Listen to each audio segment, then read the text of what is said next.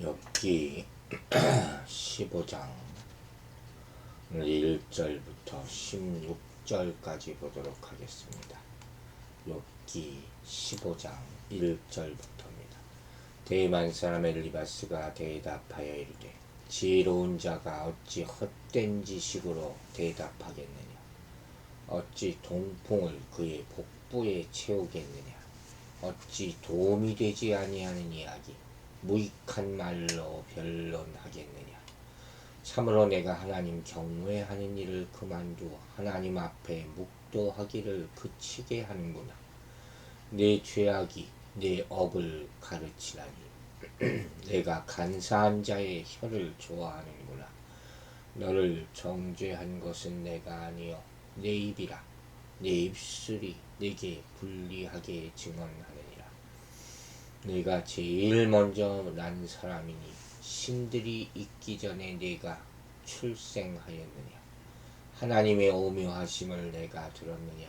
지혜를 홀로 가졌느냐. 내가 아는 것을 우리가 알지 못하는 것이 무엇이냐. 내가 깨달은 것을 우리가 소유하지 못한 것이 무엇이냐. 우리 중에는 머리가 흰 사람도 있고 연로한 사람도 있고 내 아버지보다 나이가 많은 사람도 있느니라. 하나님의 위로와 은밀하게 하시는 말씀이 내게 작은 것이냐. 어찌하여 내 마음에 불만스러워하며 내 눈을 번뜩거리며 내 영이 하나님께 분노를 터뜨리며 내 입을 놀리느냐. 사람이 어찌 깨끗하겠느냐. 여인에게서 난 자가 어찌 의롭겠느냐. 하나님은 거룩한 자들을 믿지 아니하시나니 하늘이라도 그가 보시기에 부정하거든. 하물며 악을 저지르기를 물마심과 같이 하는 가증하고 부패한 사람을 용납하시겠느냐. 아멘. 자, 이 욥기 15장에서는 엘리바스의 두 번째 말이 나오기 시작합니다. 그는 처음부터 욥의 주장을 거부하는 아주 분노서린 언어로 아주 포문을 연다 할 수 있어요. 욥을 향해서 이 공격적인 발언을 아주 해야 되는데 그 세 가지 질문은, 첫째는 스스로 지혜롭다 하는 사람이 어찌해서 열을 올리면서 궤변이 가득한 헛된 지식으로 대답하느냐 하는 이전에 나오는 질문이에요. 둘째는 왜 식물의 생명을 말리고 재앙과 심판을 상징하는 동풍과 같이 사람들을 해롭게 하는 말만 늘어놓느냐 하는 질문을 계속합니다. 그리고 셋째로 3절에서 전혀 도움이 되지 않는 이야기로 논쟁이나 일삼고 아무 유익도 없는 말로 다투기만 할 셈이냐 하고 3절에서 말하고 있습니다. 엘리바스가 보기에는 하나님에 대한 경외를 욥이 버렸다는 거예요, 이미. 그리고 다른 사람들이 하나님 앞에서 뉘우치며 기도하는 일조차 지금 못하게 방해하고 있다. 죄인됨을 인정하지 않는구나. 회개하지 않는구나 하는 거죠. 그가 이렇게 판단하는 이유는 뭐겠습니까? 하나님께 항변하는 이런 모습, 소송, 법정 소송하는 것이야말로 하나님에 대한 경외심을 포기하는 그런 태도가 아니냐. 그렇게 지금 경고하고 있는 거죠. 엘리바스는 또한 욥의 말, 입과 혀죠. 이것이 그를 범죄한 자, 하나님을 거역하는 교만한 죄인으로 정죄한다고 주장을 합니다. 5절과 6절에 나오는 말씀입니다. 앞서 9장 20절에서도 욥의 말, 가령 내가 의로울지라도 내 입이 나를 정죄하리니, 그런 얘기가 나오죠. 그리고 그 말을 지금 왜곡하는 거죠. 한마디로 말해서 말이 많다 하는 거예요. 근데 욥의 말이 하나님의 거룩하심과 대비되는 자신의 부정함을 겸손하게 고백한 것이라면, 여기서 엘리바스의 비난은 욥의 말 자체가 간사하고 부정하다 이렇게 주장하고 있는 거예요. 여러분, 우리 지금 계속 그런 얘기를 하고 있잖아요. 환난 가운데 고통받는 자들이 원하는 것은 자신이 당하는 환난의 원인에 대한 진단해 주는 것이 아니에요. 처방이 아니에요. 무엇보다 이런 진단과 처방은 상대방이 수긍하지 않을 경우에 비판과 정죄로 이어지게 되는 거예요. 그러므로 이건 하지는 말아야 돼요. 환난 당하는 자들의 마음은 아주 지금 차갑게 얼어 있어요. 환난의 무게에 짓눌려 있잖아요. 그러니 지금 지칠 대로 지쳐 있는 거죠. 그래서 장황하고 허망한 말, 이들을 더 짓누르는 거예요. 여기 우리가 할 수 있는 일은 함께 아파하고 울어주는 것 뿐이에요. 이런 사람들에게는 따뜻한 위로와 격려가 필요한 거예요. 위로는 은혜 가운데 있어야 되는 거예요. 마음이 하나가 되어야 되고, 또 성령의 도우심이 있어야 하는 거죠. 성령의 파라클레오토스라는 거예요. 파라, 옆에서 말한다 하는 것이, 그런 모습이 필요하다는 것이. 이제 7절부터 엘리바스는 다시 4개의 연속적인 질문을 통해서 욥이 연약한 피조물에 지나지 않는 존재임을 지적하고 그와 대조되는 하나님의 오묘하심을 강조합니다. 이 질문은 그 형식에 있어서 38절부터 나오는 하나님의 질문과 비슷합니다. 그러나 질문의 의도는 전혀 다르죠. 하나님의 질문은 교육적이에요. 그런 목적이 있어요. 또 욥이 하나님의 신비로운 길을 알지 못한다는 점을 입증하려는 의도를 가지고 있죠. 깨닫게 하려는 의도. 반면에 엘리바스의 질문은 뭡니까? 욥의 유죄를 입증하려는 그런 좋지 않은 의도를 담고 있어요. 먼저 하나님이 우주 만물을 창조하셨을 때 욥이 과연 맨 처음 태어난 사람이었는가? 7절에서 묻습니다. 그럴 리가 없겠죠. 또한 욥이 과연 하나님의 회의에 참여해서 하나님의 은밀한 계획들을 직접 듣고서 그분의 지혜를 홀로 갖게 되었는가를 8절에서 묻습니다. 이것도 아니죠. 왜 이런 일이 일어나는지도 지금 모르고 있는데, 그죠? 이 개혁개정은, 개혁 한글에는 이것이 하나님의 모이라고 번역이 되어 있거든요. 근데 개혁개정에서는 하나님의 오묘하심이라고 번역을 했어요. 히브리어 원문의 의미를 좀 에둘러서 표현한 것으로 볼 수 있죠. 하나님의 거룩한 뜻이 인간에게 알려지는 중요한 수단, 이걸 바로 하나님의 회의다, 이렇게 말할 수가 있는 거죠. 이제 9절부터 엘리바스는 사실 욥이 친구들보다 더 많은 지혜와 지식을 가지고 있다고 생각하는데 자신이 그럴 리가 없다, 또 이렇게 얘기합니다. 그럼 뭐라고 합니까? 욥이 아는 것들을 자기들도 알고 있다. 욥이 깨달은 것 역시 자기들도 이미 깨달아 알고 있다. 이게 욥의 지적인 교만을 성토하고 있는 것이죠. 하지만 욥은 자신만이 참된 지혜를 가지고 있다, 이런 말 한 적 없어요. 더 나아가서 자기들 중에 욥이나 그의 아버지보다도 더 나이가 많은 사람도 있다, 이렇게 얘기하죠. 그래서 연로함이라는 것이 욥보다 더 많은 지혜를 소유하고 있는 결정적인 증거다. 이렇게 주장해요. 나이가 많다고 해서 지혜로운 것은 아니지 않습니다. 이제 11절부터 엘리바스는 자신이 하나님께 받은 위로의 말씀과 은밀한 말씀을 욥이 무시했다고 11절에서 말합니다. 여기서 말하는 하나님의 말씀은 앞서 그가 주장한 바 있는 특별 계시 4장부터 나오는 그걸 얘기하는 거예요. 아마도 그는 자신이 두 친구와 함께 강조했던 보상 교리를 욥이 자기 상황과 무관한 것으로 여기는 것 때문에 답답해하는 것 같아요.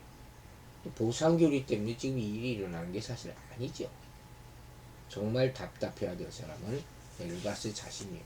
어쨌든 엘리바스의 지적에 따르면 욥이 자신의 상황을 제대로 이해하지 못하는 근본적인 이유는 그가 불평과 원망 그리고 분노의 감정에 사로잡혀 있기 때문이다 하는 거예요.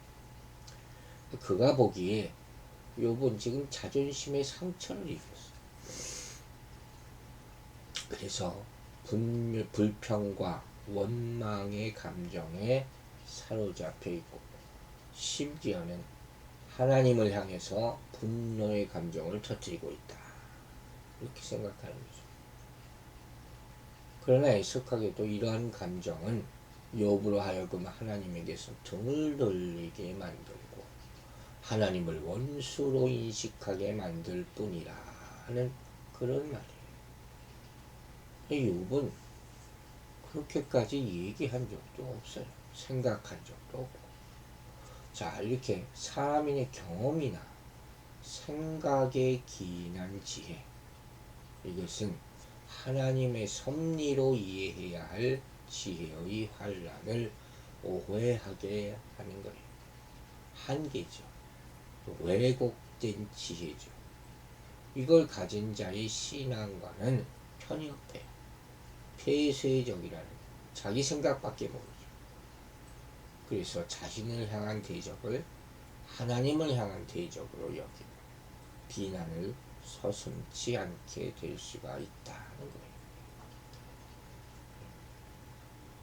저는 이것일수록 고개를 숙인다 했어요.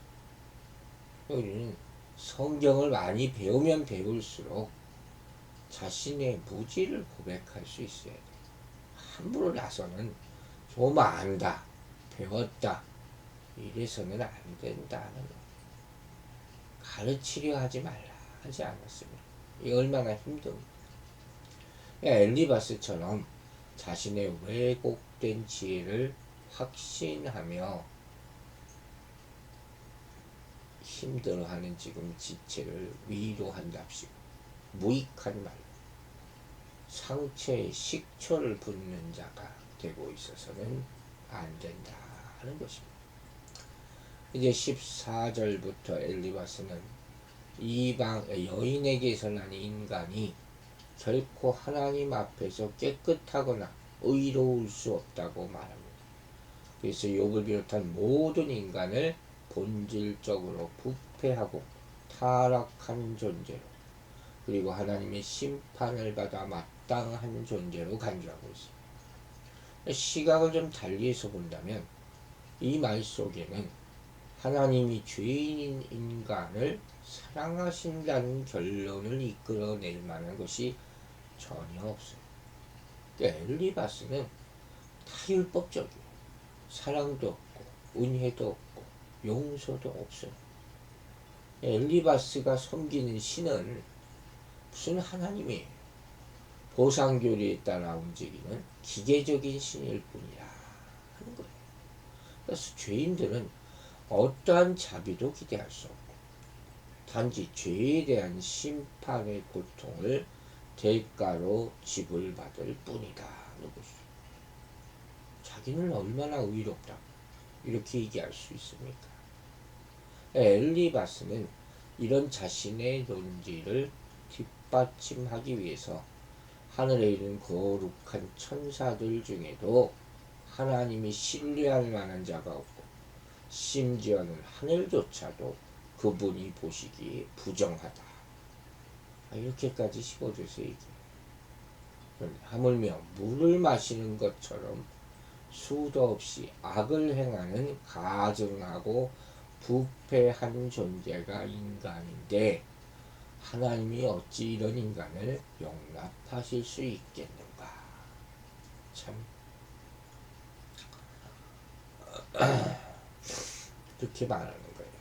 그래서 보면 엘리바스는 욥이 하나님과의 친밀함을 근거로 해서 변명한다고 여기고 자기 변론에 하는 것을 동의하지 않아요. 여기서 하나님이 거룩한 자들, 즉 하늘의 천사들조차도 믿지 않으신다 하는 말은 하나님이 사람들의 말과 능력을 인정하지 않는다 하는 거예요. 인간이 아무리 선하고 지혜롭다 해도 하나님 앞에서는 아무것도 아니라는 거죠. 물론 그렇죠. 그분 앞에서 하늘도 깨끗하다고 말할 수 없을 정도로 그분은 완전하시고 절대적인 분이시기 때문이죠. 하나님은 인간의 마음도 창조하시고 그 마음을 아시기 때문에 인간은 하나님을 속일 수도 없는 거예요. 그런데 그럼에도 불구하고 하나님이 인간에게 사명을 맡기시잖아요. 기회를 주시는 거죠. 그 이유는 뭡니까? 인간이 믿음의 대상이 아니라 전적으로 사랑의 대상이기 때문인 거예요. 이걸 알아야죠.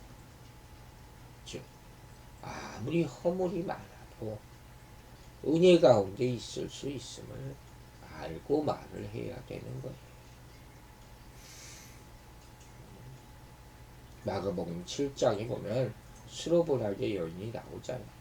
자녀에게 떡을 취하러 개들에게 던짐이 마땅하지 아니하니 그런 취급을 당한다는 거 얼마나 치욕스럽고 수치스럽습니까. 개보다 못하다. 하지만 여기도 은혜가 있어요. 그래서 은혜를 받게 되는 거예요. 율법주의로부터 자유함을 얻는 거예요. 이것이 정말 정말 중요한 거예요. 이걸 얘기한 게 바로 갈라디아서예요. 이 부제가 기독교 자유대헌장이라고 했어요. 나도 모르게 자꾸 율법에 묶여있는 사람들이 얼마나 많은지 모릅니다. 위로자는 이렇게 은혜를 행하는 자예요. 우리 마지막에 그래서 어떻게 위로해야 하는가 하는 세 가지 말을 전해드립니다. 첫째, 나도 아프다 하는 거예요. 둘째, 나도 모른다 하는 거죠. 그리고 세 번째, 나도 죄인이다. 그러나 하나님의 은혜로 살고 있다 하는 것입니다. 오늘도 이러한 은혜 가운데 살게 되기를 주의 이름으로 축원합니다.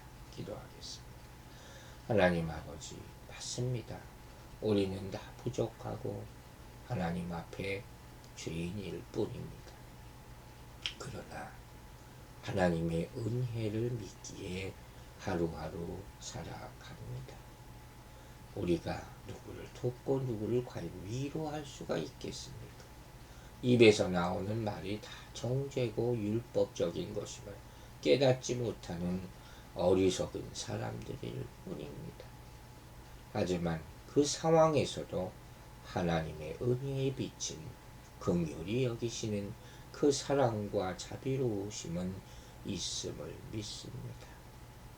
우리 심령이 녹여지게 하여 주시고 또 다른 사람도 녹일 수 있는 은혜의 말만 서로 말할 수 있도록 도와주시옵소서. 우리의 눈, 우리의 입, 하나님의 사랑을 전하는 데만 사용되게 역사하여 주시옵소서. 어젯밤부터 비바람이 많이 쳤습니다. 이 성도들 안전하게 보호하고 지켜주시고 상한 곳이 있다면 주님께서 꿰매어 주셔서 오늘 하루 또 그 은혜 가운데 살아갈 수 있도록 도와주시옵소서. 감사드리며 예수 그리스도의 이름으로 기도했습니다. 아멘.